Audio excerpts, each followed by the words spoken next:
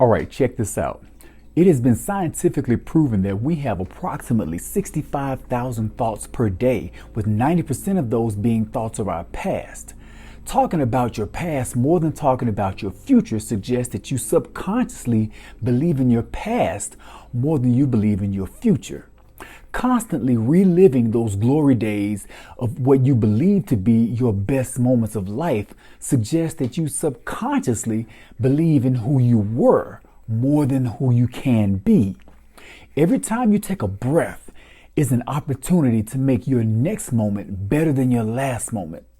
Possibilities, opportunities, your greatness, they all live in the unknown. New inventions, new revelations, they all live in the dark recesses of the unknown. If you're scared of the dark, you probably don't recognize your own light. Be the light that you are. Go into the unknown, pull out the better version of you and introduce it to the world.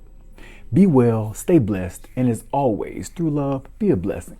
God bless.